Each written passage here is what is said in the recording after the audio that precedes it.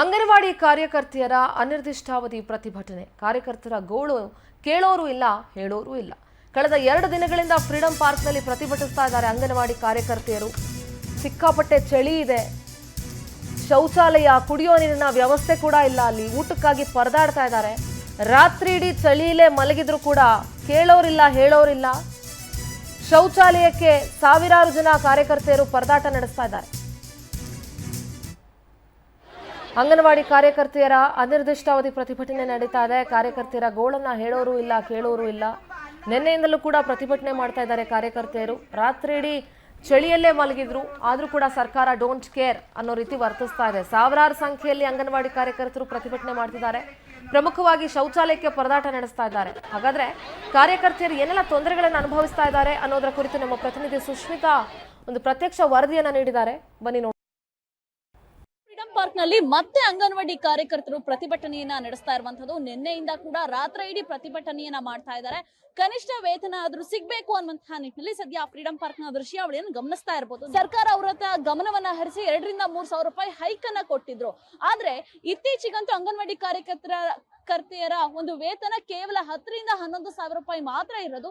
ಈಗ ಕನಿಷ್ಠ ವೇತನ 25 ಸಾವಿರ ಆದ್ರೂ ಕೊಡಬೇಕು, ಜೊತೆಗೆ ಸಹಾಯಕಿಯರಿಗೆ 11 ರಿಂದ 12 ಸಾವಿರ ಕೊಡಬೇಕು ಅನ್ನುವಂತಹ ನಿಟ್ಟಿನಲ್ಲಿ ಹೋರಾಟ ನಡೀತಾ ಇರುವಂತದ್ದು. ಸದ್ಯ ಅಂಗನವಾಡಿ ಕಾರ್ಯಕರ್ತರನ್ನ ಕೂಡ ಮಾತಾಡಿಸ್ತಾ ಹೋಗ್ತೀನಿ. ಸಾಕಷ್ಟು ಜನ ಜಮಾಯಿಸಿರುವಂತದ್ದು, ಏನ್ ಹೇಳ್ತಾರೆ ಅನ್ನುವಂಥದ್ದು. ಯಾಕಂದ್ರೆ ನಿನ್ನೆ ಕೂಡ ಒಂದು ಮನವನ್ನ ಒಲಿಸುವಂತಹ ಕೆಲಸ ಕೂಡ ಆಯ್ತು. ಆದ್ರೂ ಕೂಡ ಬೇಡಿಕೆಗಳು ಈಡೇರದೇ ಇದ್ದಂತಹ ಕಾರಣಕ್ಕೆ ಇನ್ನೂ ಕೂಡ ಹೋರಾಟ ನಡೀತಾ ಇದೆ.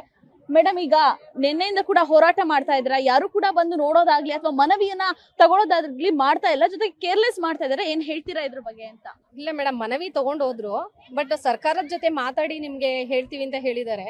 ಹಂಗಾಗಿ ಬೇರೆ ಏನು ಇಲ್ಲ, ನಮ್ಗೆ ವ್ಯವಸ್ಥೆದಾಗ್ಲಿ ಇನ್ನೊಂದಾಗ್ಲಿ ಕೇಳಿಲ್ಲ. ನಮ್ಮ ಮನವಿ ಮಾತ್ರ ತಗೊಂಡೋಗಿದ್ದಾರೆ. ಸರ್ಕಾರದ ಮುಖಾಂತರ ಹಿಡ್ತೀವಿ, ಅಲ್ಲಿ ಕೇಳಿ ಮಾತಾಡಿ ಆಮೇಲೆ ನಿಮ್ಗೆ ವಿಷಯ ತಿಳಿಸ್ತೀವಿ ಅಂತ ಹೇಳಿದ್ದಾರೆ. ಬಟ್ ಅವರು ಬರೀ ಮಾತಿಗೆನ ಹೋಗಲ್ಲ. ಈ ಸರಿ ನಮ್ಗೆ ಲಿಖಿತ ರೂಪದಲ್ಲ ಆಗಿರ್ಬೇಕು, ಇಲ್ಲ ಆದೇಶ ಆಗಿರ್ಬೇಕು, ಆಗಿದ್ದಾಗ ಮಾತ್ರ ನಾವು ಹೋಗೋದು. ಚಳಿ ಮಳೆ ಹಂದೆ ರಾತ್ರಿನೂ ಕೂಡ ಇಲ್ಲೇ ಕೂತಿದೀವಿ. ನಾವು ಎಲ್ಲೂ ಮನೆಗೆ ಹೋಗಿಲ್ಲ, ನಮ್ಮ ಯಾರು ವರ್ಕರ್ ಹೋಗಿಲ್ಲ, ಇಲ್ಲೇ ಇದ್ದಾರೆ. ನೀವೇ ನೋಡ್ತಾ ಇದ್ದೀರಾ. ಊಟದ ವ್ಯವಸ್ಥೆನೂ ಇಲ್ಲ, ಎಲ್ಲ ಬುತ್ತಿ ತಗೊಂಡ್ ಬಂದಿದ್ದಾರೆ. ನೆನ್ನೆಗೆ ಖಾಲಿಯಾಗಿದೆ.